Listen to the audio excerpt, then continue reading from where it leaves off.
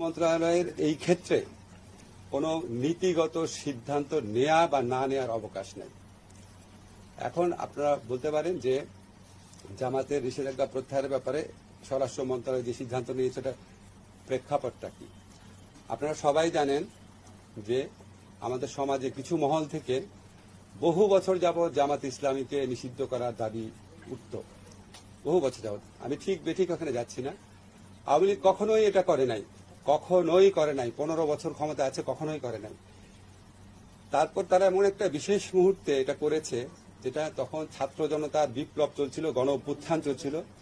তারা এই ছাত্র জনতার গণ অভ্যুত্থানকে সন্ত্রাসী কর্মকাণ্ড, জামাত, বিএনপি, জঙ্গিদের সন্ত্রাস এইভাবে আখ্যায়িত করে এই আন্দোলনকে নির্মমভাবে দমন করার চেষ্টায় রত ছিল। নির্মমভাবে দমন করার চেষ্টা রত ছিল, এটা বহু প্রমাণ আপনারা বহুভাবে পেয়েছেন।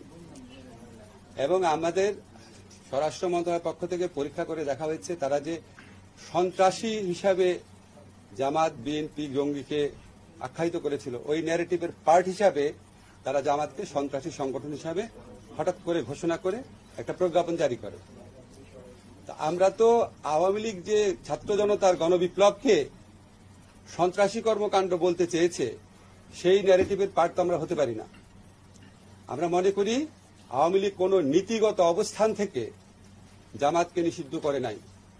আওয়ামী লীগ রাজনৈতিক অপকৌশলের জন্য ছাত্র জনতার বিপ্লবকে নির্মমভাবে দমন করার জন্য এই ইস্যুটাকে এইভাবে ব্যবহার করেছিল।